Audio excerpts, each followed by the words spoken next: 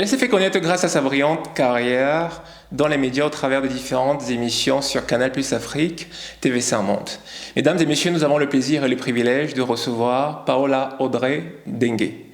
Dans cette émission, nous allons parler de son parcours d'entrepreneuriat, de leadership, de women empowerment.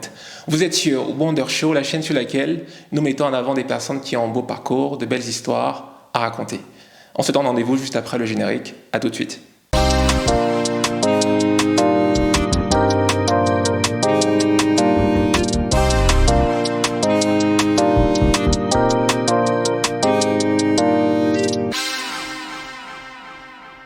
Bonjour Paola. Bonjour. Comment vous allez? Très bien, et vous? Ça va super bien. Est-ce que vous pouvez vous présenter pour les deux personnes qui ne vous connaîtraient pas? Tout à fait. Alors, je suis Paola Audrey Dengue. J'ai longtemps vécu à Paris. Je suis née au Cameroun. Je vis à Abidjan depuis bientôt une dizaine d'années maintenant. J'ai travaillé dans plusieurs secteurs qui sont, on va dire, connexes, donc médias, marketing. J'ai été à la fois entrepreneur et salarié. Pour le reste, je pense qu'on rentrera en détail. On aura le temps justement de parler de l'entrepreneuriat, etc. Est-ce que vous pouvez quand même nous présenter les étapes les plus importantes, marquantes de votre carrière? J'ai par exemple découvert que dans vos études, vous suiviez un itinéraire qui aurait pu vous conduire vers le fait de devenir professeur, chercheur, c'est vrai? Oui, alors j'étais, après le bac, j'ai fait une école préparatoire au lycée Henri IV, une classe préparatoire même plus précisément. Donc pour ceux qui connaissent ou ceux qui ne sauraient pas d'ailleurs, c'est 2 ans de préparation pour aller passer les concours des grandes écoles en France. Et donc j'ai fait ça Henri IV effectivement dans la section littéraire. Et c'est en général une préparation à l'école normale supérieure, donc pour aller effectivement passer le concours pour éventuellement devenir effectivement professeur ou chercheur par la suite. Alors après, en dehors de ça, donc ça c'était au niveau des études. Après, j'ai été en école de commerce. J'ai fait du marketing et c'est à peu près au moment où j'ai entrepris. Donc, si je dois donner les grandes lignes en termes de ma carrière, j'ai fait beaucoup de choses, donc je vais essayer d'être succincte. J'ai eu mon bac, j'ai été en classe préparatoire. Ensuite, j'ai été obtenir ma licence à la Sorbonne Paris 4 en sciences du langage et lettres modernes. Et ensuite, j'ai été en école de commerce, école de marketing plus précisément. Et par la suite, en fait, j'ai enchaîné directement avec l'entrepreneuriat en lançant un média qui a commencé sur Internet. On a pu lever auprès de nos abonnés 50 000 $. Donc, c'est comme ça que le média du web est devenu un média papier. Donc, on a fait ça pendant un moment. Et ensuite, face à la difficulté de trouver des investisseurs, j'ai décidé de rentrer m'installer sur le continent. Donc, je suis partie vivre en Côte d'Ivoire, où je vis toujours aujourd'hui, où j'ai tour à tour travaillé en agence pour des médias. Et j'ai aussi monté ma propre agence. Donc je vais m'arrêter. Effectivement, on aura l'occasion d'entrer en détail. Oui. Tout à l'heure, justement, vous parliez des médias. On vous a connu, on vous connaît aujourd'hui à travers votre présence dans les médias. Quelles sont, d'après vous, les compétences nécessaires pour réussir sa carrière dans les médias? Alors, dans les médias, je dirais qu'il y a plusieurs choses. Tout dépend d'abord d'exactement ce que l'on veut faire ou pas. Est-ce qu'on veut être devant la caméra ou est-ce qu'on veut être devant un micro ou est-ce qu'on veut être derrière? Parce qu'il y a plusieurs possibilités. Alors, je pense que si on veut être devant ou derrière, il y a quelques règles immuables. Effectivement, il faut avoir une grande curiosité. Peu importe le secteur des médias, on peut être dans le sport, on peut être dans l'actualité, dans l'information ou même dans le divertissement. Il faut quand même un minimum d'ouverture d'esprit, de curiosité. C'est important parce que vous devez être à jour et voire même pouvoir anticiper sur ce qui va arriver.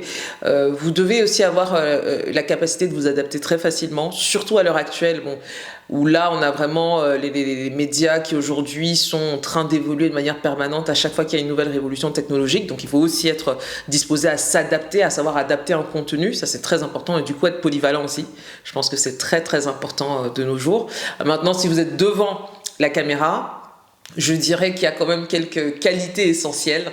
L'expression, ça on n'y peut rien, l'expression, l'éloquence, la facilité de prise de parole, c'est très important. Il y a aussi la capacité à savoir écouter, parce que vous pouvez aussi être amené à interviewer, comme on le fait tout de suite. Donc il faut avoir la capacité d'écouter. Et écouter, pas uniquement pour laisser la personne parler, mais savoir aussi à quel moment rebondir, donc se mettre aussi à la place de ceux qui regardent ou ceux qui écoutent. Donc ça se travaille, mais c'est vrai que par moment on peut se dire qu'il y a quelques prédispositions qui peuvent aider. Justement, ça allait être ma prochaine question. Oui. Est-ce que tout le monde peut le faire? Oh, je pense que tout le monde dans l'absolu peut le faire si on est motivé. Par contre, je suis prête à reconnaître que peut-être certaines personnes ont plus de facilité que d'autres. Après, c'est des choses qui se travaillent. Par exemple, l'éloquence ou l'élocution, ça se travaille. Hein, c'est comme un muscle. Il faut faut déjà être conscient de ses lacunes ou de choses à corriger. Faut pas avoir peur de prendre des retours aussi de personnes qui vous entendent, parce qu'à la fin, quand on parle, c'est devant une audience, c'est devant un public. Donc il faut aussi être en capacité d'entendre. C'est pas toujours facile d'entendre des critiques sur ce qu'il y a à corriger dans l'éthique de langage, dans la prise de parole, c'est très important. Et ensuite, parce qu'on pose souvent la question, on nourrit aussi, par exemple, sa facilité d'expression avec la lecture, et en se mettant aussi, en faisant en sorte en tout cas qu'il y ait des contenus que l'on consomme qui nous enrichissent. Parce que plus on est exposé à des choses qui sont riches, plus on enrichit son vocabulaire et plus on a une facilité à s'exprimer. Donc après, ça se travaille. Alors, je le disais tantôt tout à l'heure, on pourrait dire que vous avez réussi. Ça, je pourrait le dire. Oui, peut-être. Tout dépend des critères. Mais est-ce que Paola a quand même connu des doutes, des périodes difficiles, des sortes de petits d'échecs, si je peux le dire ainsi, dans sa carrière? Mais bien sûr, je continue d'en connaître. Hein. C'est juste que je les gère beaucoup mieux aujourd'hui avec l'expérience, c'est l'avantage. Et que justement, l'expérience aussi, du coup, me permet maintenant de, on va dire, prendre des risques beaucoup plus mesurés qu'avant. Mais sinon, oui, je continue d'avoir les doutes. Je suis quelqu'un qui prêche même pour avoir le doute, parce que je considère que tant que ça ne devient pas paralysant, c'est un bon élément à avoir, parce que ça vous garde en fait sur... en fait, vous n'êtes pas en train de vous endormir sur vos lauriers, parce que vous êtes toujours en train de surveiller en fait ce que vous faites, comment vous évoluez en fait. Est-ce qu'il faudrait que vous continuez à vous challenger? Je pense que le doute c'est important pour qu'on ne s'endorme pas. Maintenant pour les échecs, oui, j'en ai moins maintenant, heureusement. Avec l'expérience, heureusement. Voilà, heureusement. Mais le doute, oui, ça j'en ai tous les jours.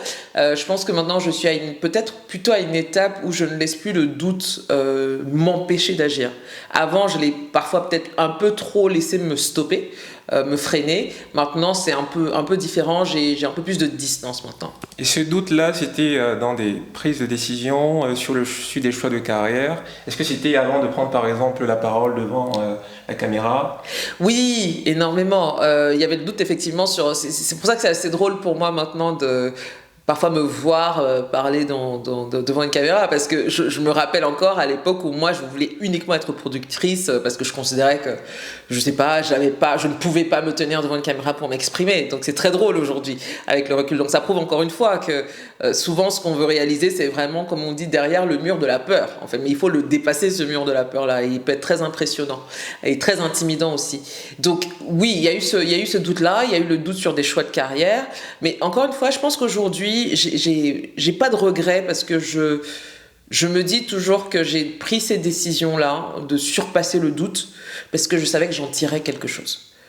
Donc à partir de là, même si ce que j'en tire ne m'est pas bénéfique ou utile dans l'immédiat, en fait, quand je regarde avec le recul, en général, ça me sert quelques temps plus tard, sans que je ne l'ai vu venir. Donc c'est l'approche que j'ai maintenant de manière générale sur la prise de risque. Elle est un peu plus mesurée, mais je ne laisse pas le doute m'empêcher de faire certaines choses. Je suis même en plein dedans, à vrai dire.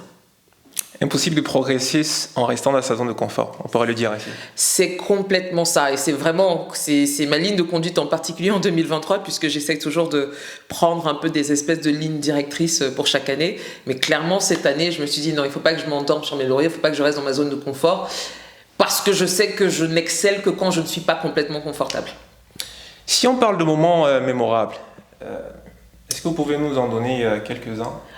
Alors, moment mémorable, c'est un peu facile, mais je dirais quand on a levé 50 000 $ en ligne, hein, jusqu'à aujourd'hui, ça reste quelque chose qui me marque, parce que on n'avait pas... on y allait au culot, hein, vraiment. Je raconte rapidement, on avait un média en ligne et puis on voulait le faire passer en format papier, mais il nous fallait des fonds pour financer l'impression et la distribution. Nous n'avions pas ces fonds-là, les banques bien évidemment ne voulaient pas nous suivre et les annonceurs attendaient d'avoir la version papier avant de mettre de la pub. Donc on était vraiment obligés de trouver de l'argent quelque part. Et le fait qu'on ait réussi quand même à lever cet argent-là en 2011, hein, il n'y avait pas Instagram. En tout cas, Instagram n'était pas ce qu'il est aujourd'hui. Enfin, il y avait les 3/4 des outils que je vois aujourd'hui pour le crowdfunding. Nous, on ne l'avait pas du tout. Hein. Pour preuve, même notre site de levée de fonds en ligne était complètement en anglais. alors qu'on avait un public francophone. Donc en fait, avec le recul, je me rends compte qu'on a vraiment... on a surpassé beaucoup de choses pour réussir cette campagne de levée de fonds sur Internet, surtout sur une niche africaine, etc., où c'était encore très, très, très, très peu commun. Donc voilà, c'est pas quelque chose que je referais aujourd'hui, mais du coup, oui, rétrospectivement, c'était un moment marquant. Et est-ce qu'il y a des personnes qui ont participé d'une manière ou d'une autre à la femme que vous êtes aujourd'hui? Ah bah oui, personne n'y arrive tout seul ou toute seule. Il y aurait tellement de gens à citer. Je vais commencer mes parents, c'est très basique. Mais je n'aurais pas eu les parents que j'ai eus, je ne serais probablement pas là où je suis. Donc premièrement, parce qu'ils m'ont laissé beaucoup quand même d'opportunités de m'auto-définir, ce qui n'est pas toujours évident quand on est parent. Et parce que tout simplement c'était aussi des personnes pour qui l'éducation était très importante et que c'était même la priorité pour eux et aujourd'hui je pense que je suis un peu la preuve de ça. Donc il y aurait déjà mes parents premièrement, ma famille de manière générale aussi, les amis, mes associés aussi. Bon, je peux prendre mes associés actuels qui sont des vrais qui à la fois m'inspire beaucoup à me surpasser et en même temps me laisse la latitude aussi de faire ce que je sais faire parce qu'ils s'occupent du reste. En fait, ils ont réussi à me créer une forme de sécurité, de cocon pour que je me concentre sur entre guillemets, mon ou mes cœurs de métier et que eux s'occupent des choses annexes qui m'ennuient un peu. Et ça, franchement, je trouve que c'est une très grande preuve d'amitié et surtout de confiance en moi. Super. Mesdames et messieurs, c'est sur ces mots de reconnaissance que nous mettons un terme à cette première partie d'interview. On se retrouve pour une prochaine partie d'interview. À très bientôt.